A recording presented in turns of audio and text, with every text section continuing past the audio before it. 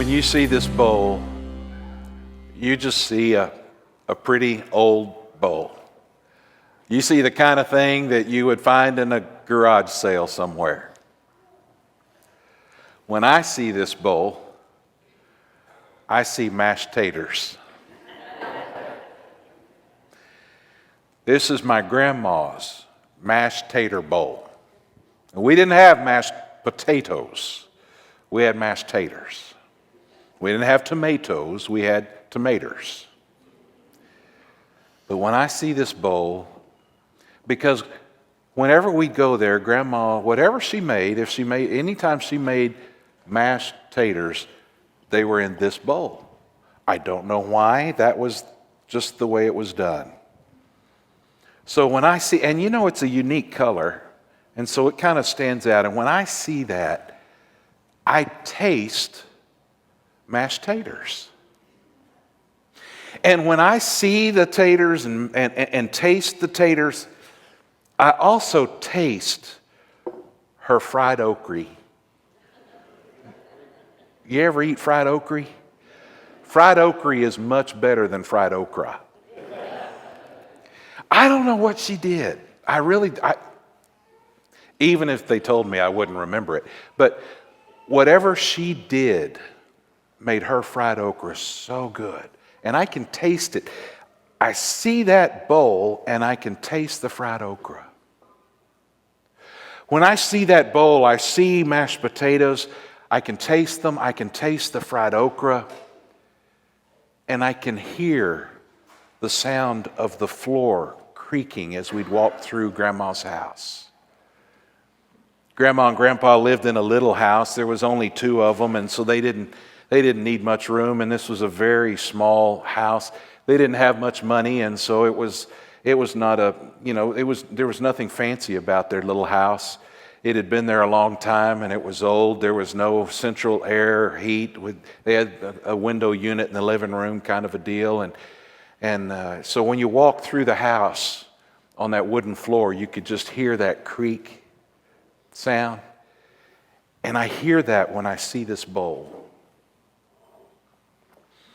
I hear the sounds of a small house that is usually pretty quiet with two elderly people in it. But then at Thanksgiving or Christmas, all of a sudden it's filled with all the sounds of rambunctious kids, 5 or 6 kids running around in a small little house, and I can hear that sound. When I see that bowl, I feel this old chair. It was a wooden chair that you wouldn't have bought in a store. Somebody made it. Probably one of my mother's uncles or somebody made this old wooden chair. But it had kind of a slanted back, and it had like a wicker kind of a seat. And on the back, there were these little posts that stuck up on the back. And every day when they'd get the newspaper, you remember the newspapers used to have a rubber band around them? That way the newspaper boy could throw it at you. Well, they would get those rubber bands and put them on the little posts of that chair. I mean, that's office supplies. You got to save that stuff. And they had years of rubber bands on the back of this chair. And I can feel what the back of that chair feels like when I see this bowl. When I look at this bowl, I smell oven-fried chicken. You get the fried theme at my grandma's house? But, oh my goodness, I can smell that good food. I just see a bowl, and yet it brings back memories from all the other senses. I can hear something, I can taste something, I can feel something. Senses have a way of taking a memory and putting it in there deep, where it goes past your mind and into your heart and it settles there forever. Our senses connect us to those memories.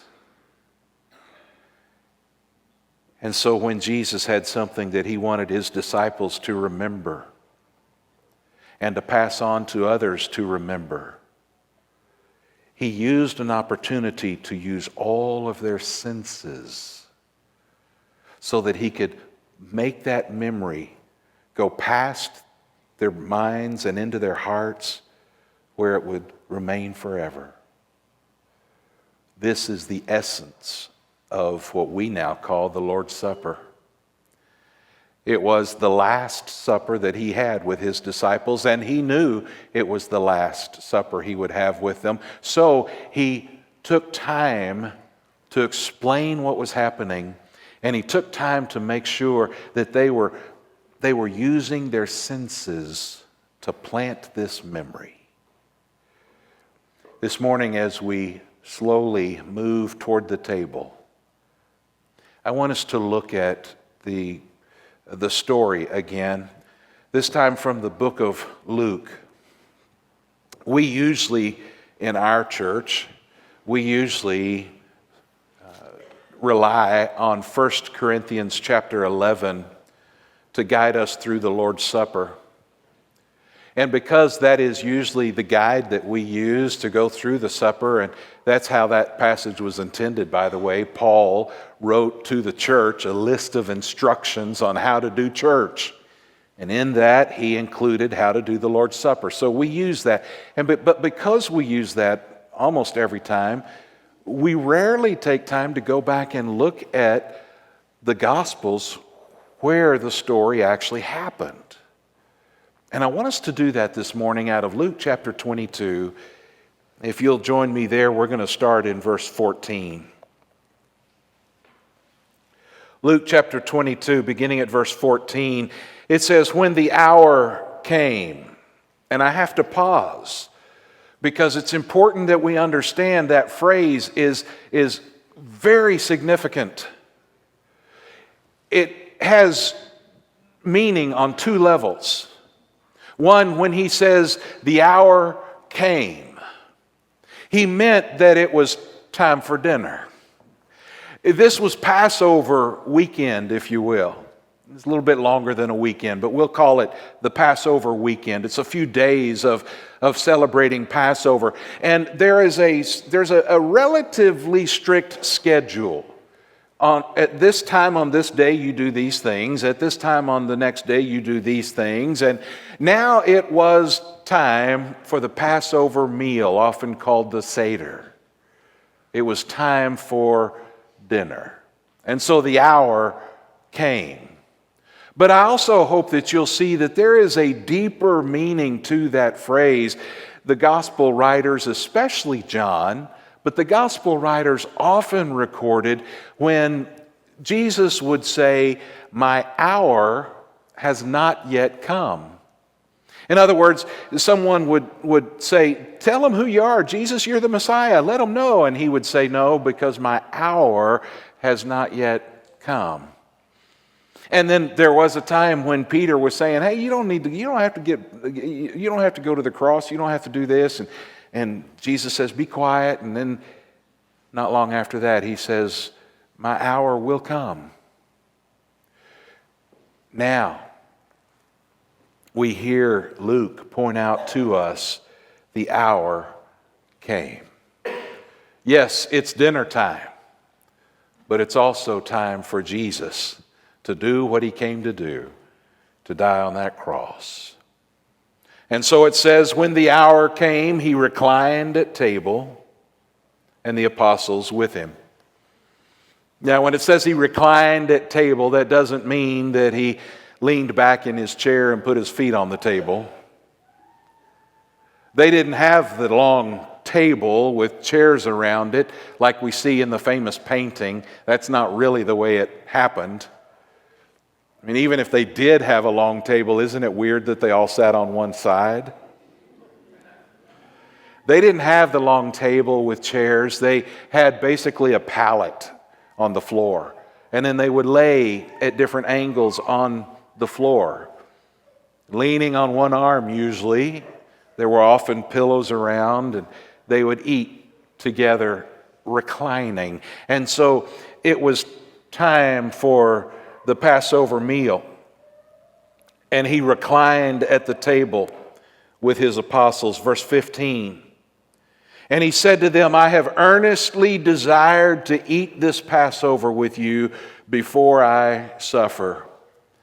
That word earnestly means that he longed for this moment.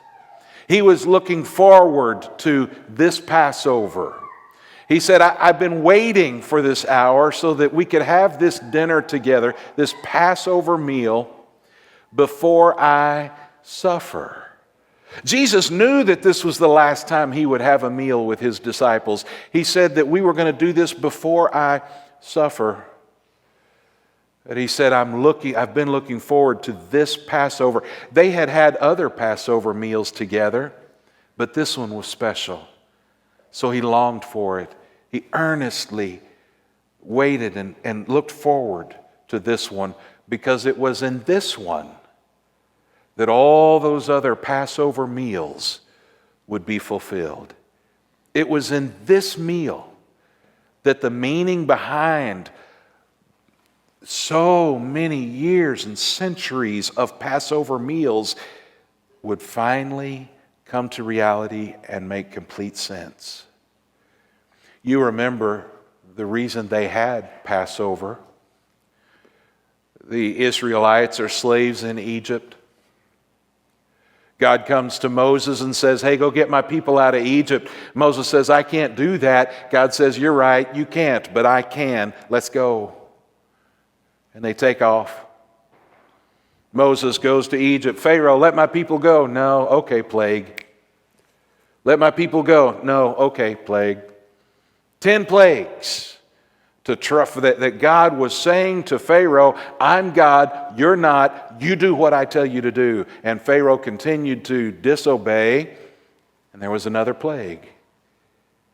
And they came to the 10th plague, the worst of them all. The angel of death would come through town and would take the firstborn from every family. But God said to his people, I don't want you to suffer in that way. So here's what you need to do. You're going to take a lamb. You're going to kill the lamb. You're going to take the blood from the lamb, and you're going to put it around your door. And then when the angel of death comes over, he will see the blood of the lamb, and he will pass over your house. And from that night on, the Israelites, the Jewish people, would celebrate that Passover experience with a very special meal. Everything in the Seder meal has a symbolic meaning. It reminded them of something to do with their journey out of Egypt. And so Jesus says, I've been looking forward to this one, because in this one, I'm going to fulfill it. In this one, I'm going to let you know that I am that lamb that was slaughtered. It is my blood that now covers God's people. And so it says that he looked forward, he eagerly waited, he desired to eat this Passover with them before he suffered. Beginning and picking it up at verse 16 then, for I tell you, I will not eat it again until it is fulfilled in the kingdom of God. One of these days there will be that wedding feast of the Lamb. And he says on this night, this is the last time I'm going to have a meal like this with my disciples until this meal is fulfilled in that awesome feast in the kingdom of God. And he took a cup. And when he had given thanks, he said, take this and divide it among yourselves. For I tell you that from now on, I will not drink of the fruit of the vine until the kingdom of God comes. And he says to them, this is my last supper with you, my last time together. We'll not even drink this wine again together. Verse 19, and he took bread, and when he had given thanks, he broke it, gave it to them, saying, this is my body, which is given for you. Do this in remembrance of me. Bread was the main food in that culture. They had it with every meal. It was like the staple. It was the thing that everybody had for every meal. And so it was, in many ways, a symbol of the source of life. Jesus says, this source of life is broken for you. He says he is explaining to them in a way that they will always remember. He's pulling on their senses. He shows them something. They get to touch something. And soon they will taste something. Because he wants them to remember that his body is being broken, not just because he made the wrong people mad, but his body is being broken for them. This is my body which is given for you. So do this in remembrance of me. And likewise the cup after they had eaten, saying, this cup that is poured out for you is the new covenant in my blood. You may have noticed that in Luke's account there are two cups. When we have the Lord's Supper, we only have one cup. Why is there a mention of two cups? Well, actually, in the Passover meal, there are 4 cups. One begins the whole experience. It's usually referred to as the cup of sanctification. It is kind of setting this meal aside, sanctifying it, saying this meal is special, it's holy. And so the first cup is the cup of sanctification. And then the second cup is the cup of deliverance. And it usually goes along with some of those herbs and the bitterness of some of the food. And it's used to tell the story of how they came out of Exodus. And then the third cup is after we've had the food. The third cup is called the cup of redemption. As the people of God were redeemed by that blood of the Lamb over their door, now Jesus says, now there's a new covenant. Now you'll be redeemed with my blood. And I noticed as well that there's a bit of a dramatic flair here, I think, when it says in verse 20, likewise the cup after he had eaten, saying, this cup that is poured out for you. He didn't just hand the wine out. He said, now look, watch the cup being poured out, because it's the pouring that I want you to remember. Just like the bread, it was the breaking that they were to remember. Now, he says, watch this cup being poured out for you. It's the shedding of blood that is the memory that he wants them to hold on to. And so he says redemption now is going to come with a new covenant, and it's going to be in my blood that is poured out for you. And so we have then what we call the Lord's Supper, passed down from those 11 men to others, until we now share it. And it has the same purpose. There is the broken bread to remind us of Christ's broken body. There is the cup that has been poured out for us to remind us of his blood. The meal had a purpose. Jesus could have just said, hey guys, I'm going to die for you tonight. But he wanted to make sure they remembered it, and so he used all the senses. Grandma's mashed tater bowl. It's really just a piece of glass, I guess. But I see, and I hear, and I taste, and I smell, and I remember. This morning, as we come to the table, we're going to take our time. And I want you to, when you have that cracker, I want you to hold it. Use your senses. See that little dot, there's a little hole in your cracker. That hole reminds us of how Jesus was pierced. There will be a little mark, a little brown spot on your cracker. That's to remind us that it was by His stripes that we were healed. Notice the broken edges around your bread. Use your senses to experience His brokenness for us. You'll receive the cup. When you receive the cup, maybe even smell it for a moment, which is something we not ever usually do. But use those senses. Look at it and notice how easy it would be for that to be spilled out, that liquid that could be spilled so easily. As life is so fragile, it reminds us that Jesus gave His for us. This morning, we'll not rush through this. I want you to use your senses and let the meal point you back to Calvary, because that is something we can never forget.